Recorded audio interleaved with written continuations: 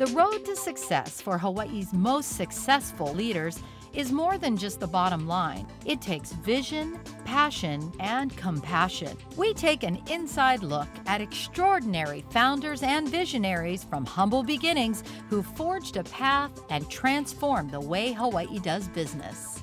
Join us as we meet inspiring CEOs on Founders and Visionaries next.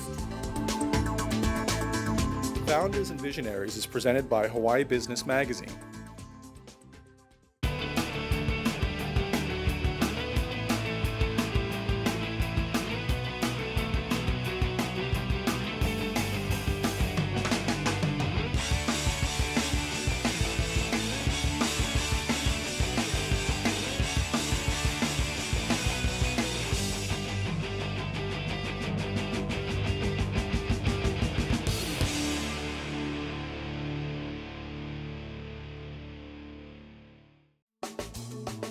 This segment of Founders and Visionaries is brought to you by Lee Financial Group.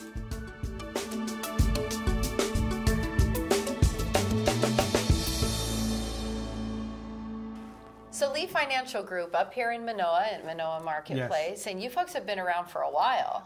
We started in 1988, and we actually started as a mutual fund company. We started our own fund called the Hawaii Municipal Fund, which gives people the ability to invest in Hawaii state municipal bonds that are state and federal tax-free.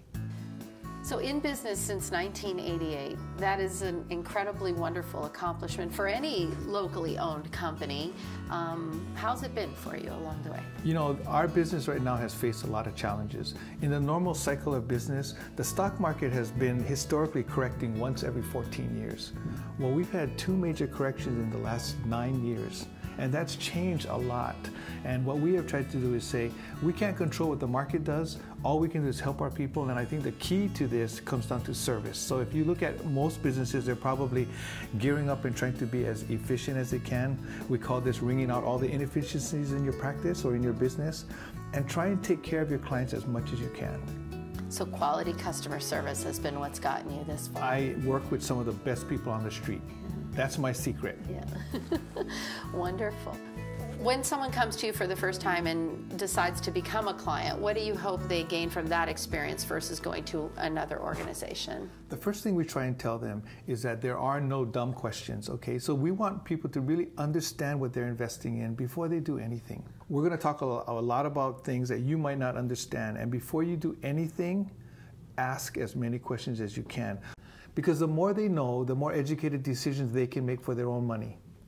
One of the key issues in our industry that has been on top of mind with everyone is fee structure. There are a lot of firms, a lot of investment programs that they don't always want to disclose fees. So we tell people, before you do anything, ask people how much it costs to be here. How much does it cost for me to be in this investment? And that is good to know, because in some structures they hide the fees in different places here and there, and you may be getting charged more and not even realizing it. That's right. In fact, there is legislation right now to try and shore up some of those what we call hidden fee structures. So I'm hearing a lot on the streets these days about gold being a good investment. Is that still what people are saying in the industry? That's very interesting, because from time to time you're always going to have what we call a new hot idea. It might be gold, it might be stocks, like Apple Computers, another one of those, right? Or Google stock. And we tell people there are no good or bad investments, because the honest truth is no one, I don't care how knowledgeable you are, knows what's going to happen tomorrow.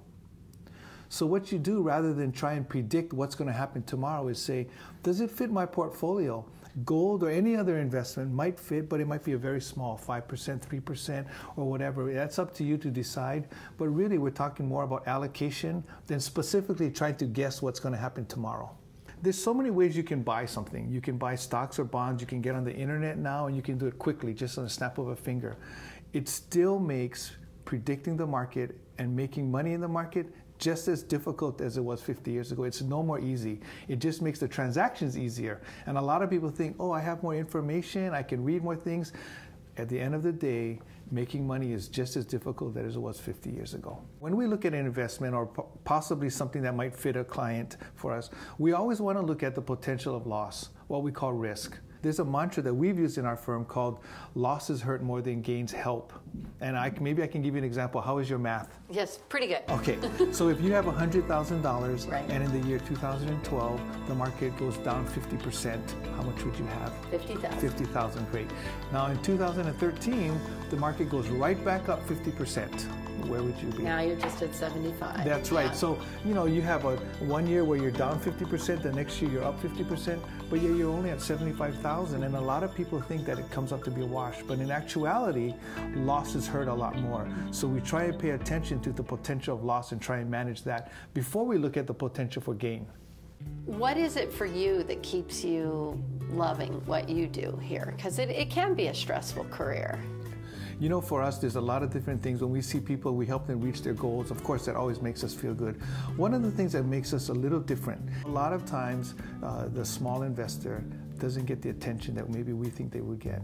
Well, I'm a local boy, born and raised here. I have family that live in Papakolea, so I am local.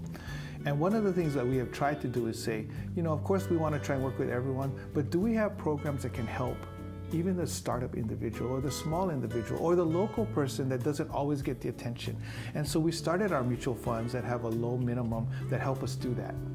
Basically, mutual funds are a portfolio of many, many different investments. So you're automatically diversified. And in many instances, minimum investments can be as low as $1,000. And you can add $100 every month or every 2 months whenever you want to save. So it's a great way for the small investor to get started. As you become a more sophisticated investor, as you have saved more money, then you can customize. And that's what we do for our wealth management clients, where we basically build customized portfolios that is created specifically for their objectives. And when we say objectives, it's very interesting because a lot of people say, what are my investment objectives? But really, the question is, what are your life objectives? What are your objectives for your family, for your retirement, for your children, your grandchildren, your expenses? Where do they fall? Those all go into putting together a portfolio that makes sense for you.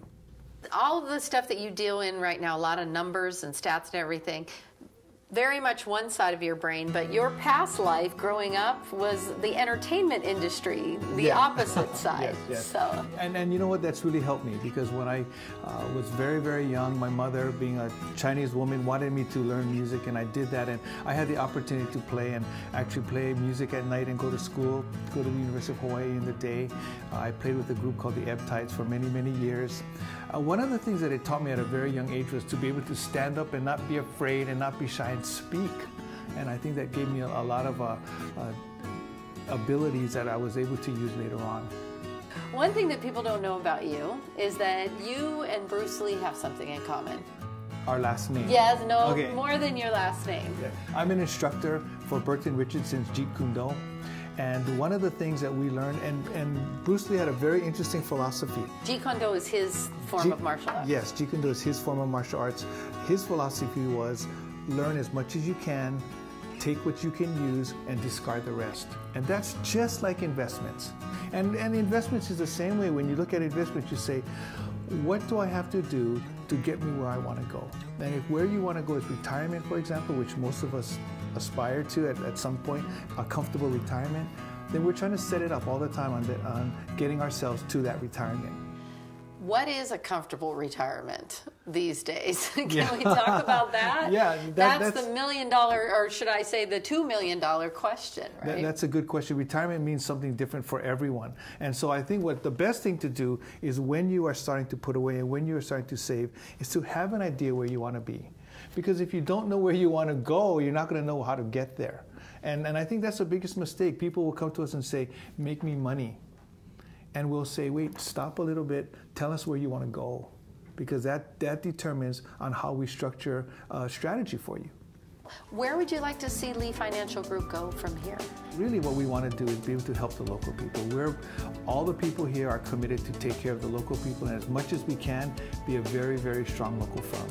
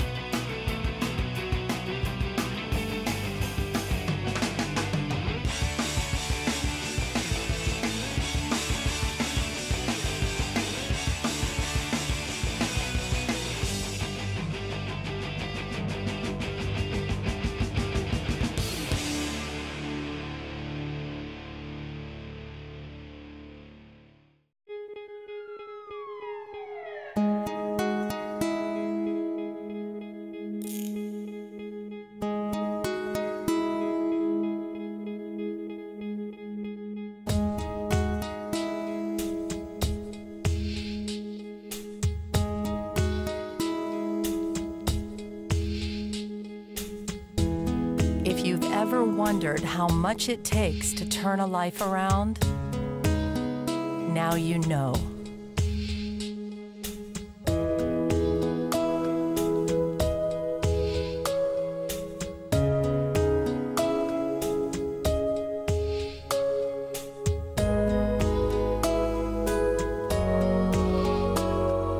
With more local families turning to Aloha United Way, we're turning to you. This year, please give. This segment of Founders and Visionaries is brought to you by Aloha Shoyu.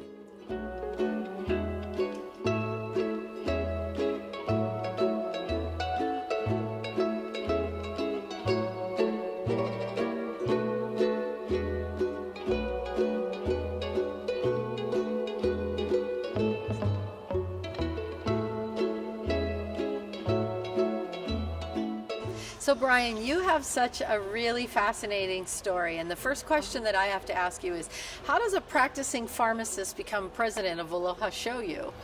I took a leadership class with a guy named Glenn Furuya, and it was very inspiring and instrumental in me making the decision to leave pharmacy as a career and following the passion or following the dream in a sense. Coming into the business and, really coming back. And your dad passed away, and so you were carrying on what he had started. Right. In 1996, he succumbed to cancer. And at that time, I stepped into his position on the board of directors. In 2001, made a decision to come work for the company. Now, it must have been a fairly big adjustment for you, a whole different skill set from where you were at in your previous career. Absolutely.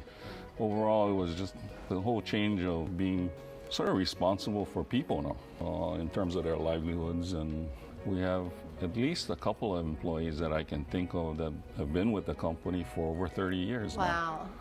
I think everyone has a commitment and a focus in terms of what we are doing or what we are trying to accomplish.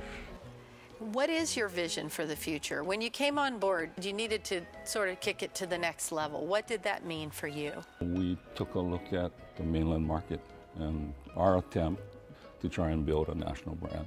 What are some other ideas that you have for the future of the company? One of the things that we're working on right now is a co-packing strategy. It creates some diversity for us. What we offer with respect to this co-packing type situation will be production of the product. I think we're in a warehouse here that would help us to store that product. But what we also can offer to that company is basic distribution and sales. What we've built is a channel to the mainland. And for a lot of local products, many individuals having grandma's recipe and wanting to bring it to market. Just having a family business survive through 3 generations is an incredible accomplishment. What have been some of the challenges and excitements that you've had along the way with that? Yeah, I think for me personally, it's just finding the balance in terms of the business and your family life. But I think overall, some of the challenges have been basically taking a small company, which we are still a small company, and trying to do a little bit better with what we have in a sense. And I think the fact that we are represented by the state of Hawaii per se, that it gives us a chance to go out and hopefully be successful. The other big question, especially if you spend time on the mainland, is it shoyu or is it soy? I think mainland is soy sauce. I think it's more recognized that way. I think it's an American word. Shoyu is a Japanese word. Any new products on the horizon? The newest of our products that we're going to introduce into the market is actually a gluten-free soy sauce product. It's a category that has been basically exploding on the mainland. We plan to do a soy sauce product, which would be a lower sodium soy sauce, along with potentially a teriyaki type sauce. What is it that you think sets Aloha Shoyu apart from its competitors? Its taste. I think we're small enough to be able to adapt quickly and be flexible to changing situations in the marketplace. It gives us an opportunity to be probably more responsive, in a sense, to our customers. What do you look for in a good shoyu? I think personally, flavor or taste. I think secondly, color. Thirdly, price. Locally here, it gives us an advantage in terms of what it costs for shipping today. You know, my family is from Kumamoto, which is southern Japan, where the profile of the product is very similar to what it is today, where it's a lighter, sweeter profile. You have to keep the family recipe under tight lock and key? Well, yes, but it's something that has gone through an evolution. We've gotten it to the point where we feel very comfortable with what we do. For someone who's never seen the manufacturing of shoyu, how does that go? For us, it starts with flour and soybean. It's a compressed process. It's nothing like what you've probably heard about in terms of straight fermentation. It gives us a uniqueness that I believe has separated us from our competitors. It's incredible to think how much consumption there is out there. We're so fortunate in terms of having the support of the local people. And you know, local people live abroad. A lot of times what they miss or what they're looking for are products of Hawaii. When we start looking at the marketplace, a lot of times that's where the support comes from. Hawaii is still the #1 consumer of your product? Oh, absolutely. Hawaii is a very sellable thing right now, and so the aloha in your name probably helps that cause on the mainland. Correct. I think our name really says it all. In a sense, what we are trying to do is sell a part of Hawaii. You do more than just make your own shoyu or soy sauce. You actually make your own packaging here too, right? That's correct, Kim. We do actually manufacture all of the plastics that we package our products in. The plastics are all recyclable. What is it that keeps you passionate about doing the family business and, you know, keeps you going for the future? We started a journey, in a sense, to build a national brand. We know it's going to take time and money, and I think this dream of ours, it sort of keeps you going. So what's the hope for the next generation? Are either of your kids interested in the business? I think I'd like to think that my son is interested. You know, really the hope is that he would gain some experience and then come work for the company. But ultimately, I think it's really possibly there for him if he wants it. In all honesty, I was very fortunate to come into a business that was well established by the 2 generations before me. Going forward, it really gives us a good platform to grow from. And I think maybe the next generation will take it to the next level.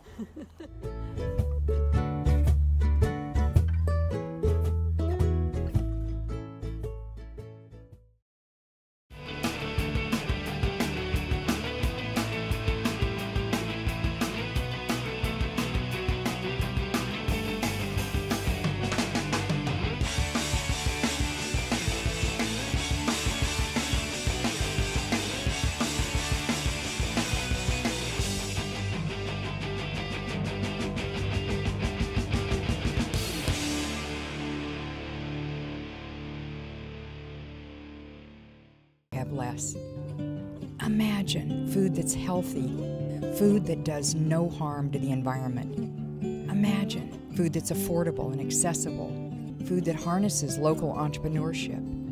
Imagine food that brings together families and communities in ways that will nourish the AINA, Feed the Hunger Foundation, microfinancing toward innovative and sustainable solutions. This segment of Founders and Visionaries is brought to you by Pacific Rim Glass Tinting.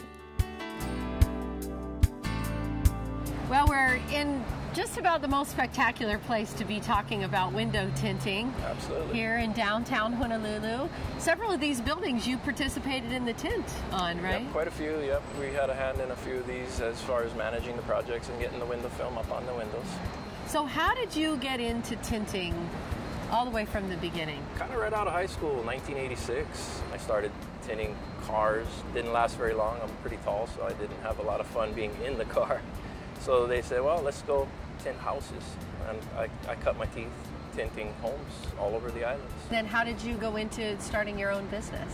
Well, over the years I've worked with virtually every brand of window film there is, and about 10 years ago I was introduced to the 3M brand and fell in love with the product. It's just amazing stuff. That kind of led me to looking at the marketplace, and Hawaii wasn't really aware that there was 3M window film and nobody was really selling it. So my business partner Keith and I felt it was time to break out on our own and bring a new product and a new concept to window tinting to the islands. Now, at the time that you started Pacific Rim Glass Tinting, what did people say to you? What was the timing like in the economy and everything else? Well, it was the bottom of the recession, 2008. People thought we might be a little crazy starting a new business, but you know, when you have a career you can fall back on, it made it a lot easier. So we were able to just carry the company through those tough first couple of years, and things are looking great now. Oh, good. Did you have the capital on hand to get things rolling in the beginning? We started with $100. We really did.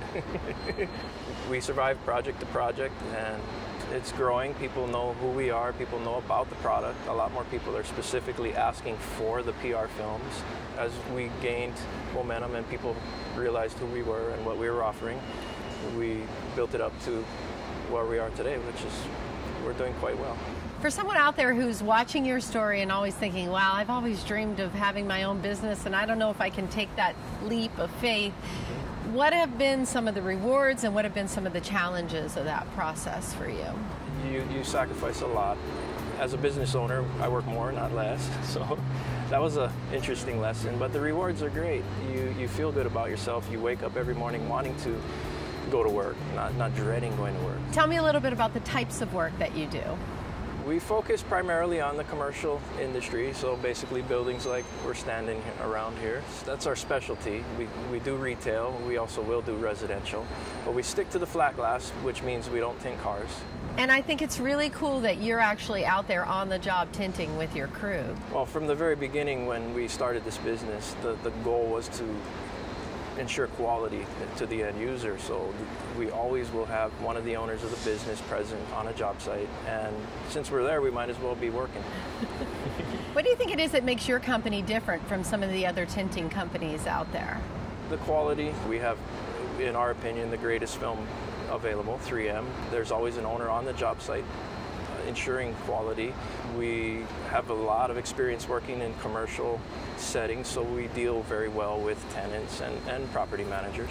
And when you go to talk to somebody about considering tint or new tint for their building, it's about much more than just the tint, right? There's an overall picture and cost savings that you try to. Absolutely, absolutely. So the window films that we specialize in, the PR series, is a very clear window film. You get very good energy savings off of this film for an incredibly clear product that enhances the view and welcomes more light into the work environment. That will help with production in an office environment because people are happier working in a lot of natural light versus in a darkly tinted office that's kind of gloomy.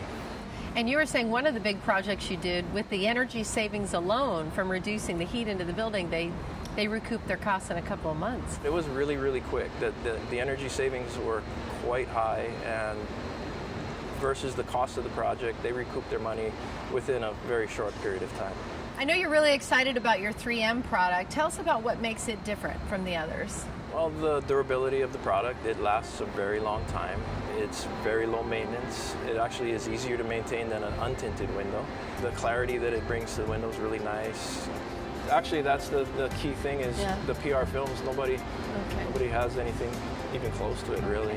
And at the end of the life of the film, one really interesting thing is it's extremely easy to remove. It's one of the easiest products to remove on the market. So, and then replace with new tint. Of course. So what you're seeing here is a non-tinted window next to a tinted window. And on average, you're going to get 9-10 degrees difference in heat coming into the room. You have a great product, so that's an easy pitch. What else do you think plays a part in your success as you go out to bid jobs or? Well, I would like to hope it's that people appreciate our attention to quality and that we care. We'll make the customer happy, and that's what we strive for, is everyone walking away feeling good about what they've purchased. If someone's considering tinting their commercial office building or their home, what are some things they should look at and evaluate in choosing that product and that company?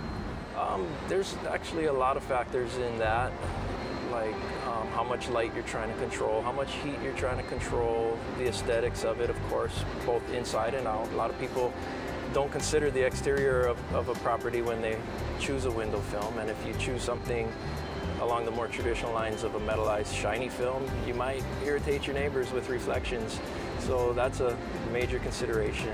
So basically the inherent problems with metal films is that they show a lot of the flaws. Any little flaw, even a small thing like that, is going to show on the window. One thing that people might want to consider if they're building a home and they're going to be tinting is that sometimes you can get sort of a lesser quality glass but a better quality tint and still have that same type of protection in your house, Sure, right? yes. Actually, we can put window films on that'll greatly improve the performance of a window. So you don't necessarily need to buy the most expensive window and end up tinting it anyway later. You could just get a average window and we can make it great.